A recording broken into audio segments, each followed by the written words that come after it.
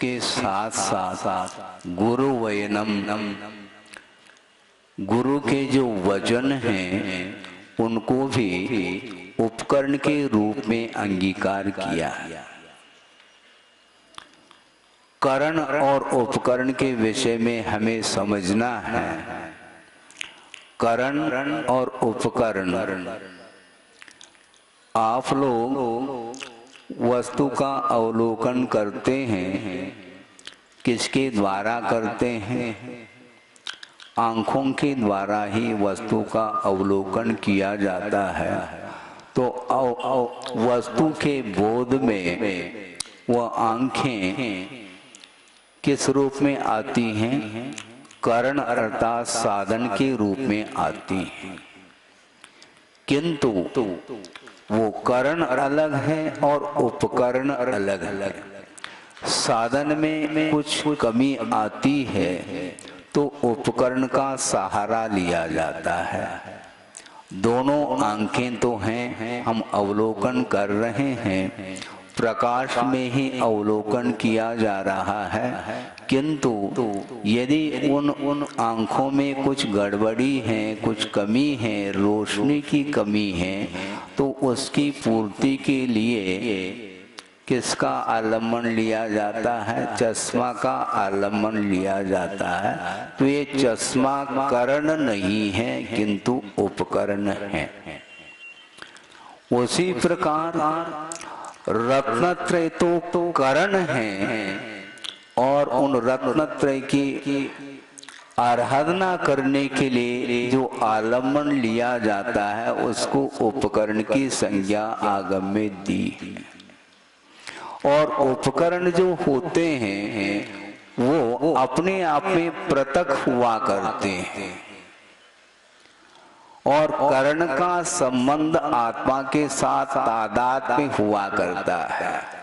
यह विषय आपके लिए थोड़ा सा कठिन लग सकता है, कठिन और सरल से प्रयोजन नहीं, किंतु वस्तु तत्व की जानकारी के लिए ही आगम का सहारा लिया जाता है। इसलिए हम आपको ध्यान दिलाना चाहते हैं कि यह प्रवचन प्रारंभ हुआ है, आप लोग अपने अपने आपस में जो चर्चा करते हैं उसको बंद कर देना चाहिए, तभी यह विषय आप लोगों को आत्मसात हो सकता है। सुनने की अपेक्षा से कह रहा हूँ,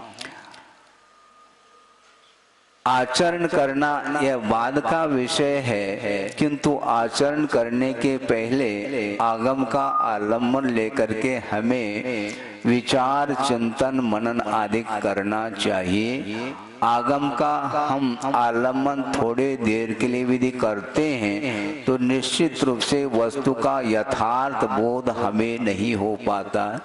इसलिए नहीं हो पाता क्योंकि हमारा जो ज्ञान है वह छद्मस्त का ज्ञान माना जाता है। क्षायोपशमिक ज्ञान के माध्यम से वस्तु तत्व का अवलोकन करना, जानना बहुत कठिन हो पाता है। वस्तु की गहराई तक पहुंचने के लिए मन को स्थिर करने की आवश्यकता है। ये क्षण के लिए भी हमारा मन स्थिर नहीं रहता और हम सत्य को प्राप्त करना चाहते हैं। आज सत्य धर्म का दिन है, इसका अर्थ ये नहीं कि कल से आप असत्य का आलम्बन लेने लग जाओ। बिल्कुल ठीक है। कल भी महाराज जी ने कहा था कि साल में 3 बार आते हैं 10 लक्षण, तो कम से कम 3 बार तो सत्य का आप आलम्बन ले। ऐसा प्रतिपल आपको सत्य का ही आलम्बन लेना चाहिए और सत्य ही वस्तु का स्वरूप माना जाता है। वस्तु का जो यथार्थ बोध होता है वह सत्य के आधार से ही होता है। सत्य का जिसने आलम्बन नहीं लिया है वो कितना भी श्रम कर ले ज्ञान के माध्यम से वस्तु तत्व को जानने के लिए, किंतु उसका वह श्रम निरर्थक सिद्ध हो जाता है, क्योंकि मात्र ज्ञान का ही श्रम हो रहा है और यथार्थ यदि ज्ञान है तो श्रम करने की आवश्यकता नहीं, उस यथार्थ ज्ञान के माध्यम से वस्तु तत्व सामने आ जाता है और वह सत्य प्रतिपादन करने योग्य नहीं किंतु वह सत्य संवेदन करने योग्य वस्तु है। सत्य का प्रतिपादन आगम का आधार लेकर के हमसे भी अच्छे प्रस्तुति के साथ कोई भी व्यक्ति सत्य का प्रतिपादन कर सकता है, सत्य का व्याख्यान कर सकता है, सत्य के ऊपर वह थीसिस लिख सकता है। ये सारा जो श्रम है वह मात्र ज्ञान का ही श्रम माना जाता है, किंतु उस ज्ञान के साथ यदि चारित्र का पुट समझ में आ रहा है कि नहीं, चारित्र का संबंध यदि हो जाता है, जुड़ जाता है उस ज्ञान के साथ, तो आचार्य कहते हैं वस्तुतः उसी का नाम ज्ञान है और वही सत्य वस्तु है। इसलिए एक बार हमें सुनने में आई थी, प्रकारांतर से आपके सामने वह विषय रखना चाहता हूं कि सत्य बोलने का आगम में प्रावधान नहीं है। आप ध्यान से सुनेंगे, लगता ऐसा है सुनते ही एकदम विकल्प चालू हो जाते हैं, महाराज आप क्या बोल रहे हैं, सत्य बोल रहा हूं ये ध्यान रखो, समझने की आवश्यकता है। सत्य बोलने का आगम में प्रावधान नहीं बल्कि असत्य न बोलने का आगम में प्रावधान है। बोलने का प्रावधान नहीं, यदि बोलने का प्रावधान करते हैं तो बात ये आती है कि ऐसे भी साधक होते हैं रत्नत्रय को अंगीकार करने के उपरांत पूर्व कोटि तक मौन अखंड मौन धारण करके भी आत्म साधना में रत रहते हैं, तो सत्य बोलने का अवसर आता है क्या उनके जीवन में? विचार करो। इसलिए सत्य बोलने के लिए कोई अनिवार्यता नियामक नहीं, आवश्यक नहीं। गुरुदेव कहते हैं बोलना अनिवार्य नहीं, किंतु आवश्यकता पड़ जाए तो भाषा समिति के माध्यम से आगम के अनुरूप बोलने का प्रयास करो, ऐसा गुरुदेव का बार बार हम लोगों के लिए संबोधन रहता है। बिल्कुल ठीक है, सब कुछ छोड़ दिया श्रवण ने, इसके उपरांत भी आवश्यकता पड़ जाती है बोलने की तो थोड़ा सा बोलता है, ज्यादा नहीं। हाँ, ज्यादा नहीं, सहेतुक कहा। मूलाचार में एक पंक्ति एक शब्द आया है कि श्रवण भी भाषा समिति के अनुरूप ही बोलता है, किंतु निर्हेतुक नहीं बोलता, सहेतुक बोलता है। यानी प्रयोजन हो तो बोलो, अन्यथा मौन रहो, ये कहा है। और आज मौन रहना बहुत कठिन है, तो बोलते रहो। क्या बोलना, आत्मा के साथ बोलने का प्रयास कभी इसने किया ही नहीं। हमेशा दूसरे के साथ ही वार्ता होती है। वार्तालाप जो हम करते हैं अपने आत्मा के साथ कोई भी वार्ता हम नहीं करते, हमेशा हमारी वार्ता दूसरे को लेकर के ही होती है। खबर अखबार में खबर आती है, आत्मा की आती है क्या?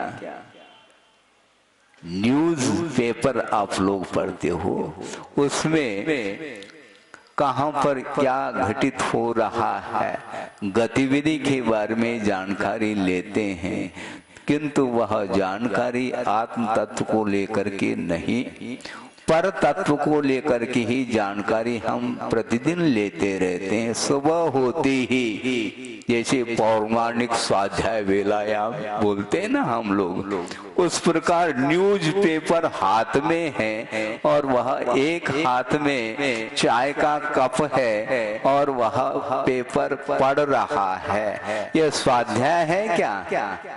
क्योंकि पढ़ने का नाम स्वाध्याय महाराज, गलत बात। इसका नाम स्वाध्याय नहीं। इसके माध्यम से यथार्थ वस्तु की जानकारी हमें नहीं मिलती। इसलिए यह ज्ञान अपने आप में न करण का काम करता है न उपकरण का काम करता है, किंतु हमारे लिए यह अभिशाप सिद्ध होता है। सांसारिक क्षेत्र में, लौकिक क्षेत्र में जो कुछ भी हम ज्ञान अर्जन करते हैं उसके माध्यम से वस्तु तत्व को समझने का जो प्रयास पुरुषार्थ करते हैं, वो सारा पुरुषार्थ हमारा अपने आत्मिक क्षेत्र में अथवा मोक्ष मार्ग में वह पुरुषार्थ किसी भी काम का नहीं, 1% भी वह काम में नहीं आता। इसलिए उसके माध्यम से हमें आत्म तत्व का बोध नहीं होता, क्योंकि जहां पर सत्य विद्यमान है उसी के माध्यम से आत्मा की जानकारी होती है। वस्तु सहावो धम्मो का, वस्तु का जो स्वभाव है वह धर्म माना जाता है और वस्तु का जो विभाव है वह अधर्म के कोटि में आता है। आप क्या चाहते हैं इन 10 दिनों में? आप धर्म की आराधना करना चाहते हैं क्या अधर्म की आराधना करना चाहते हैं? अधर्म की आराधना तो समस्त संसारी जीव कर रहे हैं, उसके माध्यम से आत्म तत्व का ज्ञान नहीं होता। किंतु पर तत्व को जानने के लिए सारा अतीत का अनंत काल व्यतीत हुआ है, न पर की जानकारी हुआ कर पा रहा है, न आत्म तत्व की जानकारी कर पा रहा है। किसका ये कार्य किसका है, किसकी वजह से हो रहा है? तो आचार्य कहते हैं कि साधक तमो कर्णम कहा है। कार्य के लिए जो साधक तम होता है उसका नाम कर्ण बोला है। तो साध्य हमारे लिए क्या है, इष्ट वस्तु क्या है? तो मोक्ष तत्व है हमारे लिए इष्ट है, उपादेय तत्व है। शुद्ध परमात्म तत्व ही हमारे लिए उपादेय है। उस उपादेय भूत तत्व को प्राप्त करने के लिए साधक तम जो होता है उसका नाम कर्ण, वही सम्यक ज्ञान माना जाता है। और सम्यक ज्ञान के माध्यम से ही आंखें खुलती है। इसलिए गुरुदेव कहते हैं कि आगम में सत्य बोलने का प्रावधान नहीं, किंतु असत्य न बोलने का प्रावधान है। आप ध्यान से सुनेंगे। हम निरंतर असत्य का सहारा लेते हैं और सत्य को प्राप्त करना चाहते हैं। कहां से प्राप्त होगा? जिसका आप आलम्बन लेते हैं उसके माध्यम से वही वस्तु मिलेगी। बिल्कुल आप नदी से उस पार जाना चाहते हैं और किसका आलम्बन लिया है? नाव का आलम्बन लिया है। लेकिन ये ध्यान रखो, वह उपल नाव यदि है तो वह पार नहीं पहुंचा सकती। वो नाव पहुंचा सकती है? उपल का अर्थ क्या होता है? पाषाण होता है। आप नाव में तो बैठे हैं, प्रत्येक संसारी प्राणी नाव में तो बैठा है, किंतु वह उपल नाव यानी पाषाण का वो नाव है, वो न स्वयं पार हो सकता है नदी से उस पार, न उसका जिसने आश्रय लिया है उसको पार कराने की क्षमता है। किसका आलम्बन लेना चाहो आप? महाराज हम नाव का आलम्बन लेना चाहते हैं, लेकिन लिया तो है अनादिकाल से महाराज। वो तो नाव, उसके माध्यम से संसार में हम डूब रहे हैं। तो भव समुद्र से पार होने के लिए हमारे लिए सम्यक ज्ञान की आवश्यकता है। तो गुरुदेव कहते हैं कि वह जिनलिंग तो एकमात्र उपकरण है, आदिम उपकरण है जिनलिंग, किंतु उसके साथ साथ गुरु वैनम पे विनवो सुत जैनम च निदिठम। ऐसा एक प्रश्न उठता है, एक तो जिनलिंग तो एक उपकरण हो ही गया, उसके बाद गुरु के वचन, विनय और सूत्र का अध्ययन। प्रश्न ये उठता है, जब सूत्र का अध्ययन हम कर ही रहे हैं रात दिन, फिर गुरुवेन की क्या आवश्यकता है? सूत्र का अध्ययन का अर्थ आगम का अध्ययन होता है। और जिसने आगम का अध्ययन तलस्पर्शी ज्ञान कर लिया, अध्ययन करके अब उसके लिए गुरु रूप, गुरु वयन रूप उपकरण की क्या आवश्यकता है? तो आचार्य कहते हैं ध्यान से सुनो, तुमने तो अध्ययन कर लिया है और गुरु के सहारे से अध्ययन किया है, ये भी ध्यान रखो। किंतु अध्ययन करने के उपरांत अपने मन के अनुरूप आचरण नहीं करना, यह बताता है गुरु वयन।